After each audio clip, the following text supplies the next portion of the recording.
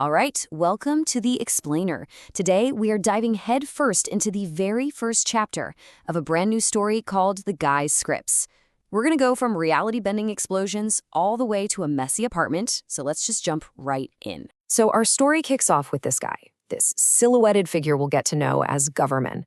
He's in the middle of some kind of test, and at the center of it all is this mysterious, powerful bomb. Right out of the gate, you can just feel that the stakes are impossibly high. And this test, it becomes the whole focus of our first section here. We're in a remote desert, but believe me, this is no ordinary test detonation. Things are about to go very, very wrong. And in a way nobody could see coming. So you got to picture this. It's not just an empty desert. It's like a stage. It's been meticulously set up with fake houses, tanks, even fake animals. And of course, there are cameras and Geiger counters everywhere, all pointed at this massive missile that looks a whole lot like an H-bomb sitting on a tower. The whole thing is supposed to look like a weapons test, right? But the vibe is just completely off. A man in a suit asks Government if this bomb is going to be enough to handle someone called the Bad Guys team. And Government's response is just so chillingly calm. He doesn't brag. He just says it like it's the weather. The yield is substantial. He is totally confident, completely in control. The guy in the suit, he's ready for a big kaboom, you know? But Government just stares ahead, silent. Because he knows. He knows this isn't about a simple explosion. Something else, something way bigger, is about to happen. Okay, you have to follow this sequence because it is absolutely wild. Government turns the key, and immediately, these wires hooked up to the bomb start glowing with this weird purple energy. Then the bomb goes off, but instead of a huge fireball, everything nearby, the fake houses, the ground, all of it, just glows purple and then poof, it vanishes. The corruption then spreads out and it looks like the very air itself is burning. And the result is, well, it's just stunning. The explosion doesn't just blow things up, it tears a hole clean through space-time.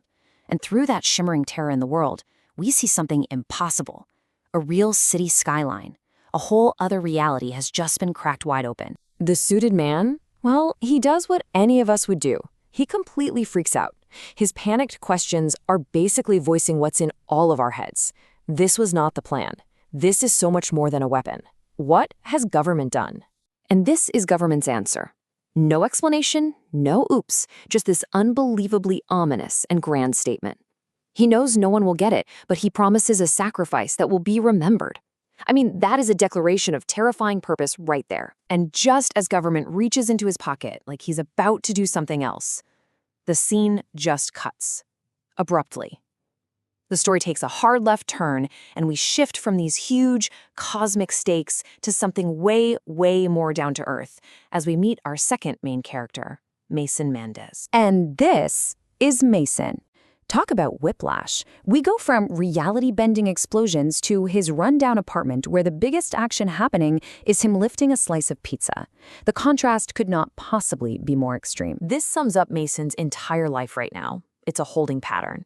On one side, you've got all the things you expect a young guy to have. You know, a social life, some hobbies, maybe a little direction.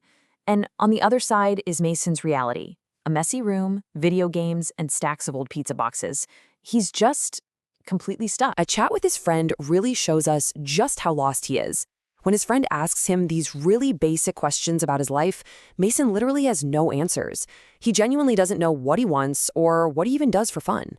Which, you know, leads his friend to offer some, let's just call it blunt advice. It's so clear that Mason is totally adrift. So that brings us to our final section, where we start to connect these two very different stories. We have one cosmic, reality-shattering plotline and one deeply personal, grounded one. So the question is, how did these two worlds finally collide? The whole story really boils down to this one contrast. You've got Government, a man with a plan so big it literally breaks reality. And then you have Mason Mendez, a guy who doesn't even have a plan for what to do this afternoon.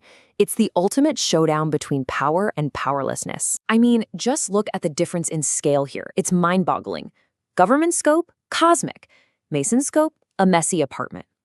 Government has the power to bend space-time. Mason can't even stay alive in the video game he's playing. One guy has a secret, grand design for everything, and the other is just completely, totally clueless. So, where's the connection? Where do they finally link up? It's so subtle, and honestly, it's brilliant.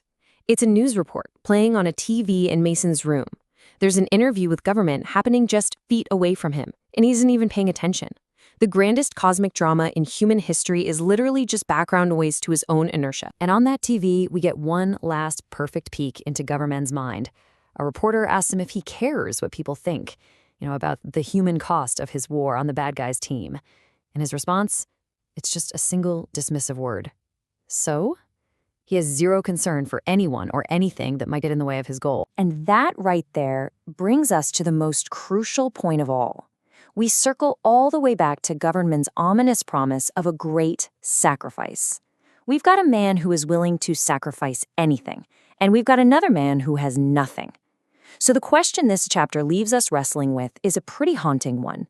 When these two worlds finally inevitably crash into each other, what kind of sacrifice will a guy like Mason Mendez be forced to make?